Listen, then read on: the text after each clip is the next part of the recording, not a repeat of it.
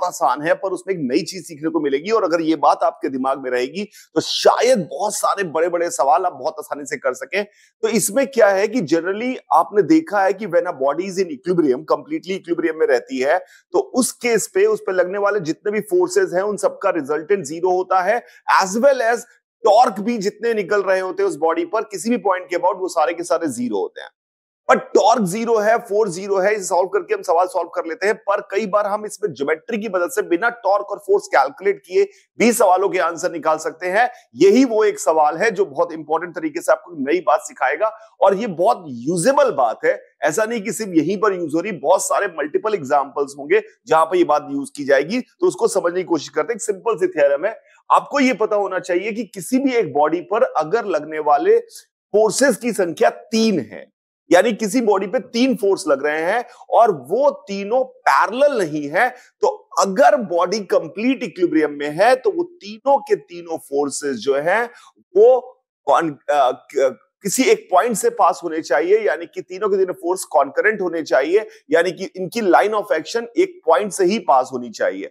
Because अगर ऐसा नहीं होता, मान लो किसी बॉडी पे लगने वाले 2 फोर्स, एक फोर्स यहां लग रहा है और एक फोर्स यहां लग रहा है, तो इनका पॉइंट ऑफ एप्लीकेशन यहां आ गया, तो दोनों को यहां माना जा सकता है, और तीसरा फोर्स कुछ इस तरह से लग रहा है, तो ऑब्वियसली रिजल्टेंट कभी जीरो नहीं हो सकता। फोर्स का तो हो सकता है पर टॉर्क जीरो नहीं हो सकता, क्योंकि इस पॉइंट के बाद इन दोनों का टॉर्क जीरो आएगा पर इसका नॉन जीरो आएगा। तो तीनों फोर्सेस कैसे होने चाहिए? कॉन्करेंट होने चाहिए। उसका एक बहुत ही बढ़िया एग्जांपल है ये सवाल।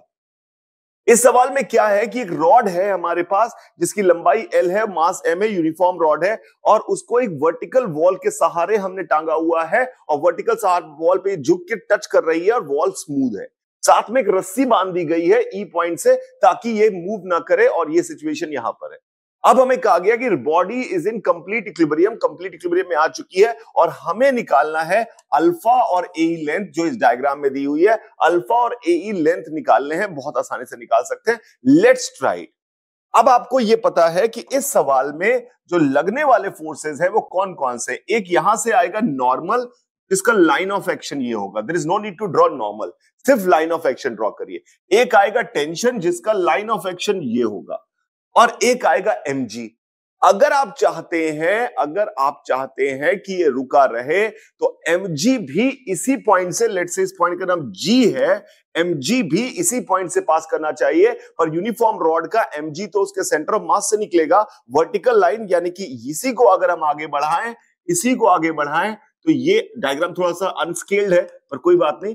ये जो पॉइंट है ये हमका सेंटर ऑफ मास होना चाहिए, cm होना चाहिए। ये पॉइंट सेंटर ऑफ मास होना चाहिए, पर हमें पता है सेंटर ऑफ मास L/2 दूरी पे होता है, और ये डिस्टेंस L/4 है, तो ये डिस्टेंस भी L/4 होगी, और ये डिस्टेंस भी L/4 होगी। Now you have done the geometry part कर दिया। अब सॉल्व करने की बात है। सॉल्व करना बहुत आसान है। Let's see. अगर आपने देखा कि ये एंगल अल्फा है तो ये एंगल भी अल्फा होगा, ये एंगल बीटा है तो ये एंगल भी बीटा होगा। लेट्स से इस पॉइंट का नाम मैंने F रख दिया, जो सेंटर ऑफ मास वाला पॉइंट है। क्या आपको दिख रहा है इस सवाल में कि जो हमारे ट्रायंगल हैं, यानी कि ये ट्रायंगल, दीज टू ट्रायंगल, ये और ये सिमिलर ट्रायंगल, कॉन्ग्रुएंट ट्रायंगल है, दे आर कॉन्ग्रुएंट। तो ये कॉन्ग्रुएंट ट्रायंगल है, इसका मतलब है ये लेंथ भी L/4 होगी और ये लेंथ भी अभी बताता हूं कैसे। कॉन्ग्रुएंट हो गए, पहली बात ये क्लियर हो गई। कॉन्ग्रुएंट जैसे ही अगर ये हो गए तो अब हम यहां पर एक और चीज देखने की कोशिश करते हैं। अभी हम एक दूसरा ट्रायंगल में ड्रॉ करता हूं, क्या उसमें भी कॉन्ग्रुएंसी आपको दिखाई दे रही है? Let's see. अगर मैं इस ट्रायंगल की बात करूं, क्योंकि कॉन्ग्रुएंट हो गया तो ये दोनों कॉन्ग्रुएंट है, तो सब कुछ सिमेट्रिक है, तो ये सामने ही होना चाहिए पॉइंट। तो क्या आपको दिख रहा है कि ये ट्रायंगल जो मैं यहां ड्रॉ कर रहा हूं, ये वाला और ये वाला ट्रायंगल, क्या ये दोनों भी कॉन्ग्रुएंट हो गए? ये दोनों भी कॉन्ग्रुएंट हो गए, ये दोनों ट्रायंगल भी कॉन्ग्रुएंट हो गए, क्योंकि ये साइड और ये साइड हमने पहले प्रूव कर ली है कि बराबर है। ये साइड और ये साइड बराबर है। जैसे ये दोनों ट्रायंगल कॉन्ग्रुएंट हो गए तो अब लाइफ एकदम आसान हो गई। ये एक रेक्टेंगल है और रेक्टेंगल में दो कॉन्ग्रुएंट ट्रायंगल्स हैं। रेक्टेंगल में दो कॉन्ग्रुएंट ट्रायंगल है, तो इससे साफ साफ समझ में आ रहा है कि अल्फा और बीटा की वैल्यू बराबर होगी, यानी alpha is equal to beta.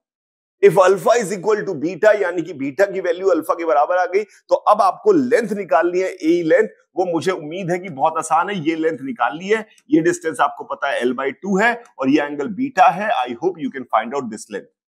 It's a easy question. But it's a very elegant question, because इससे हमें लर्निंग मिलती है कि ऐसी सिचुएशन में यहां पर हम नेट फोर्स और नेट टॉर्क जीरो करने की बजाय हम सिर्फ ये काम कर दें कि तीनों फोर्स जो लग रहे हैं वो कॉन्ग्रुएंट है, तो हमारा काम चल जाएगा। इसीलिए कहा जाता है कि इंक्लाइंड प्लेन पर कभी भी स्फेरिकल सिमेट्रिक ऑब्जेक्ट जो है वो इक्विलिब्रियम में नहीं रह सकता, क्योंकि स्फेरिकल सिमेट्रिक ऑब्जेक्ट है तो पॉइंट कांटेक्ट यहां पर है, नॉर्मल यहां से एक्ट करेगा, फ्रिक्शन भी यहीं से एक्ट करेगा और mg ऐसा आएगा। ऑब्वियसली तीनों फोर्सेस नॉन कॉन्करेंट हैं, इसका मतलब है ये कभी इक्विलिब्रियम में नहीं रह सकता, इसलिए जितना रफ से रफ सरफेस रख लो, आपका स्फेरिकल सिमेट्रिक ऑब्जेक्ट कभी भी किसी इंक्लाइंड प्लेन पे रोका नहीं जा सकता, it will definitely roll down. सभी को enjoy life if you find it enjoyable.